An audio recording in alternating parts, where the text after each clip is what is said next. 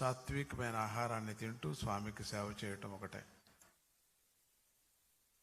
అమ్మ చెప్పిన ప్రకారంగా స్వామీజీ కూడా చిన్న వయసులోనే అన్ని చోట్ల తిరిగి హిమాలయాలకు వెళ్ళి హిమాలయ ప్రతిష్ట 40 రోజులు అక్కడ ఉండి గుహలు 40 రోజులు గుహలో ఉన్న 9 ఏళ్ళు నాకప్పుడు మానస సరోవరం హిమాలయాలంతా చుట్టుకొని గంధమాద పర్వతానికి వెళ్ళి అక్కడ హనుమంతుడిని దర్శనం చేసుకొని గంధమాదనంలో ఇప్పుడు వెళ్ళటానికి వీల్లేదు, అది సగం గంధమాదనం పాకిస్తాన్లో వెళ్ళిపోయింది, చైనాకు వెళ్ళిపోయింది. అక్కడ చూసుకొని 40 రోజుల తర్వాత స్వామీజీ బయటకు వచ్చారు. అక్కడి నుంచి యార్క్ అనేటువంటి ఒక గాడిద నన్ను తీసుకొచ్చింది, ఢిల్లీకి తీసుకొచ్చి వదిలింది. నా చరిత్రలో చూశారు మీరు, స్వామి జీవన చరిత్రలో చెప్పాల్సిన పని లేదు. అమ్మ చిన్నప్పుడే ఉపదేశం, అన్ని ఉపదేశాలు చేసింది.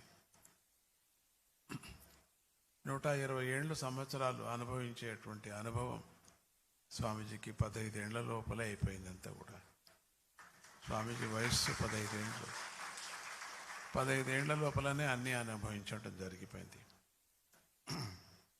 అనుభవాలతో. ఆ 15 ఏళ్లకే నాకు 120 ఏళ్ళు అయిపోయింది. అప్పటికే 120 ఏళ్ళు, ఇప్పుడు ఎక్కువ ఉన్నా నేను. ఇప్పుడు అక్కడి నుంచి మీరు లెక్క పెట్టుకుంటే అన్నేళ్ళు ఉన్నా నేను. ఇప్పుడు నాకు 120 ఏళ్ళు 15 ఏళ్లకే అయిపోయింది. స్వామీజీ యొక్క 15 ఏళ్లకే 120 ఏళ్ళు అయిపోయింది. ఇప్పుడు ఎన్నేళ్ళో తెలియదు, లెక్క పెట్టుకుంటే తెలుస్తుంది.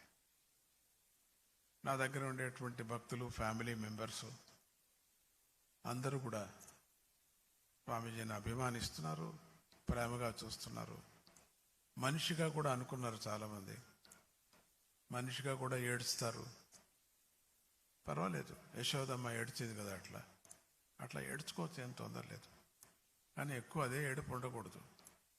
అట్లా మన చేతనైన శక్తితో, మనకిచ్చినటువంటి ద్రవ్యాలతో, మనకిచ్చిన బుద్ధితో మనము సేవ చేయటం ఒకటే ముఖ్యం. గురువుగారికి దాన్ని పెట్టుకోండి.